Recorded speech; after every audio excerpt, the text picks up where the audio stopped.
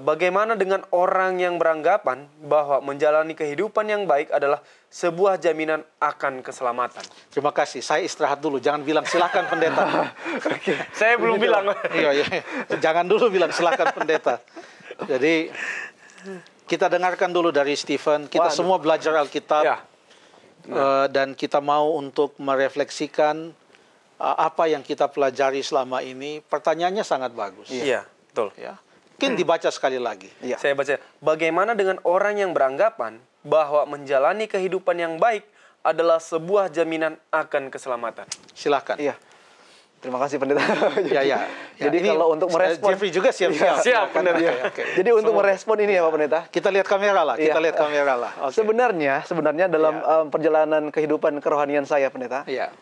Mungkin di awal-awal mengalami pengalaman atau merasakan hal seperti ini. Jadi kita jadi orang Kristen tuh harus berbuat baik sebisa mungkin.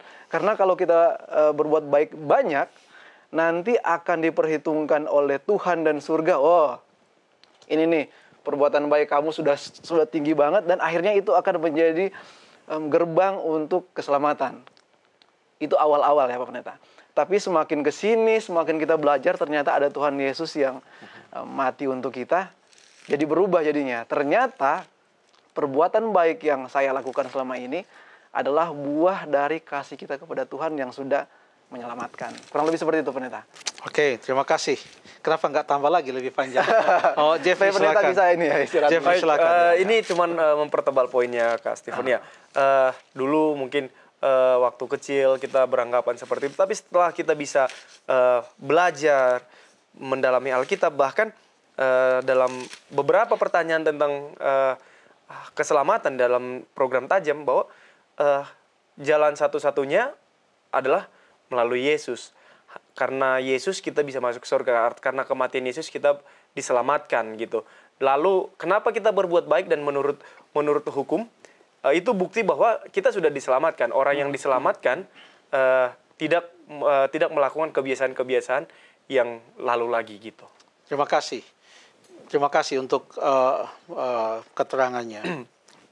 Musa, pemimpin orang Israel, yang Tuhan utus membawa orang Israel keluar dari perbudakan di tanah Mesir. Itu hidupnya bagaimana? Apakah dia orang baik atau bukan orang baik? Oh, dia tetap ada kesalahan-kesalahan juga yang Iya. Dan kalau kita melihat cerita orang Israel, yang perjalanan seharusnya singkat 1 bulan atau 2 bulan seharusnya sampai sudah 40, tiba, tapi mereka harus berputar-putar sampai 40 tahun. Dan semua orang yang keluar dari Mesir, kecuali Yosua dan Kaleb, semuanya itu mati di padang gurun. Dan yang masuk adalah generasi berikut. Yang lahir dalam perjalanan itu. Itu yang masuk. Jadi mereka tidak masuk dalam. Katakanlah mereka punya hidup selalu bersungut-sungut. Selalu bersungut-sungut kepada Tuhan. Tidak pernah mengucap syukur kepada Tuhan. Ya. Tapi kita bukan berbicara tentang mereka. Kita ambillah Musa. Kalaupun dia ada kesalahan, paling cuma 1 kali. Coba kita baca dalam Lukas. Oh, kenapa Lukas? Ulangan. Ulangan pasal yang ke-32. Ayat yang ke-48 sampai 52. Ulangan 32. Ayat yang ke-48 sampai 52. 48 sampai 52. 48. Ya. Oke. Pada hari itulah juga Tuhan berfirman kepada Musa, naiklah ke atas pegunungan Abarim, ke atas gunung Nebo yang di tanah Moab, di tangan Yeriko, di tangan Yeriko dan pandanglah tanah Kanaan yang kuberikan kepada orang Israel menjadi miliknya. Terus? Kemudian engkau akan mati di atas gunung yang akan kau naiki itu, supaya engkau dikumpulkan kepada kaum leluhurmu, sama seperti Harun kakakmu sudah meninggal di gunung Hor dan dikumpulkan pada kaum leluhurnya. Oleh sebab kamu telah... Ini baca lebih lambat dan lebih jelas. Ayat 51, silakan. Oleh sebab kamu telah berubah setia terhadap aku di tengah-tengah orang Israel, dekat mata air Meriba di Kadesi di padang gurun Jin. Dan oleh sebab kamu telah menghormati kekudusanku, Tidak menghormati. dan sebab kamu tidak menghormati kekudusanku di tengah-tengah orang Israel, engkau boleh melihat negeri itu terbentang di depanmu, tetapi tidak boleh masuk ke sana, ke negeri yang kuberikan kepada orang Masa Israel. sih dia nggak boleh masuk hanya karena satu ini? Bukankah dia telah berbuat baik selama hidupnya? Menjadi pemimpin, menanggung cemooh, persungutan, menghadapi tantangan dan lain sebagainya. Apa yang kurang dari Musa? Hanya satu kali itu saja. Pada waktu Tuhan katakan berfirman, tapi dia pukul dan dia katakan, apakah kami harus mengeluarkan air dari batu ini? Lalu dia pukul sampai 2 kali itu batu. Hanya karena itu, kenapa dia tidak masuk? Jadi nampaknya di sini bukan hitung-hitungan mana lebih banyak perbuatan baik atau bukan perbuatan baik. Dalam cerita ini untuk masuk ke mana? Ke tanah Kanaan. Satu berbanding banyak ya. Kalau misalnya itu hanya perbandingan lebih banyak perbuatan baiknya daripada perbuatannya yang tidak berkenan, masuk dia karena banyak sekali perbuatan yang baik.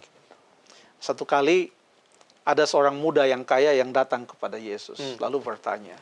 Pertanyaannya juga tentang perbuatan baik. Coba kita buka dalam kitab apa itu ya? Matius. Di Matius. Matius ada. Iya, di Matius ada. Di Tentang pemuda yang kaya. Di Matius ada, di Lukas juga ada. Coba kita lihat di dalam Matius lah. Matius berapa itu? 19?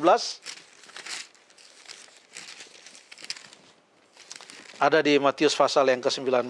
Ya, ayat yang ke-16. Ya, silakan. Itu tentang orang muda yang kaya. Apa pertanyaannya? Ayat 16, silakan Stephen. Oke. Ada seorang datang kepada Yesus dan berkata, Guru, perbuatan baik apakah yang harus kuperbuat untuk memperoleh hidup yang kekal? Oke, lalu kemudian jawab Yesus apa, Jeffrey? Jawab Yesus, apakah sebabnya engkau bertanya kepadaku tentang apa yang baik? Hanya satu yang baik. Tetapi jikalau engkau ingin masuk ke dalam hidup, turutilah segala perintah Allah. Ayat 18, Stephen. Ayat 18. Yesus katakan apa? Turutilah segala perintah Allah. Karena dia tanya perbuatan baik apa. Ya. Lalu kemudian apa tanggapan orang muda itu? Kata orang itu kepadanya, perintah yang mana?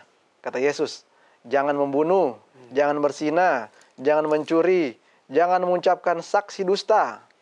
Hormatilah ayahmu dan ibumu dan kasihilah sesama manusia seperti dirimu sendiri. Oke, itu jawab Yesus. Iya. Dia kutip dari 10 perintah Allah. Ya. Sekarang Jeffrey sudah senyum-senyum, dia sudah mau siap baca ini ayat yang ke-20. Kata orang muda itu kepadanya, semuanya itu telah kuturuti, apalagi yang masih kurang. Kalau seandainya keselamatan itu adalah karena perbuatan baik, pada waktu orang muda itu bertanya kepada Yesus, semuanya itu telah kuturuti, apalagi yang masih kurang. Kalau hanya itu syaratnya itu perbuatan baik, Yesus bisa saja telah mengatakan, kau selamat. Selamat. Karena kau telah berbuat baik. Ya. Kau telah berbuat baik. Bahkan kalau tidak salah ya, ada keterangan di dalam Lukas pasal yang ke-18. Kalau ini ingatnya gampang. Matius 19, Lukas 18. Oke, jadi gampang kita mengingatnya. Ayat 21, apa jawab orang muda itu? Ayatnya yang ke-21. Kata orang itu, semuanya itu telah kuturuti sejak masa muda. Bahkan sejak dia orang muda. Jadi waktu dia katakan sejak masa muda, itu waktu dia masih kecil. Ya. Karena dia orang muda. Masa orang muda mengatakan sejak aku muda, padahal dia masih muda. Masih muda. Ya? Berarti pada waktu dia masih kecil. lagi. Kalau memang keselamatan itu adalah karena perbuatan baik, Yesus katakan, kamu selamat.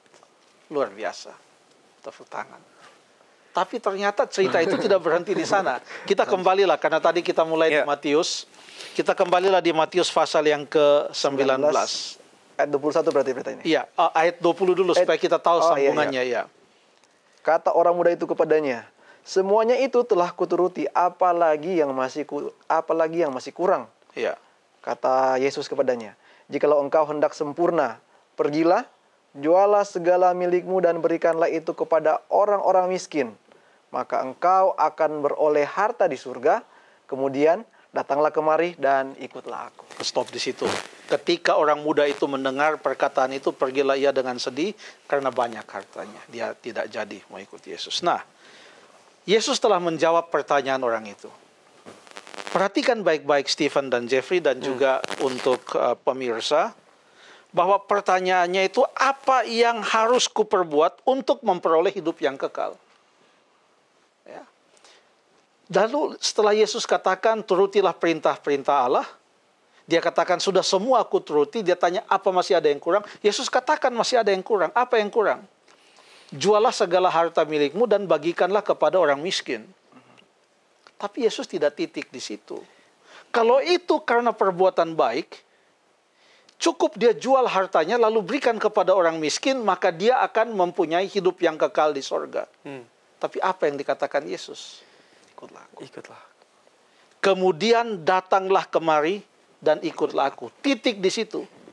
Jadi kalau ada pertanyaan, menurut cerita ini ada pertanyaan, apa yang harus kuperbuat supaya aku memperoleh hidup yang kekal? Jawaban intinya adalah ikutlah Yesus. Jadi bukan perbuatan-perbuatan baik itu. Ikutlah Yesus. Dan pada waktu kita mengikuti Yesus, kita mengikuti dia sebagai gembala yang baik, sebagai Tuhan yang adalah guru, yang mengajarkan ajaran-ajaran firman Tuhan, yang menyatakan kehendak Allah. Dan kalau kita adalah muridnya, kita mau mengikuti dia, maka kita akan mengikuti apa yang dia sampaikan, firman-Nya, perintahnya akan kita ikuti. Tapi konsep keselamatan itu adalah oleh Yesus Kristus, bukan oleh perbuatan yang baik. Setelah Tuhan Yesus katakan, kemudian datanglah kemari dan ikutlah aku, titik di sana. Jadi apakah yang memberikan hidup yang kekal? Jawaban dari Alkitab, karena ini adalah pertanyaan Alkitab. Jawabannya adalah apa? Ikutlah Yesus. Ikutlah Yesus. Wow. Itu jawabannya. Itu jawaban Alkitab. Ya. Terima kasih.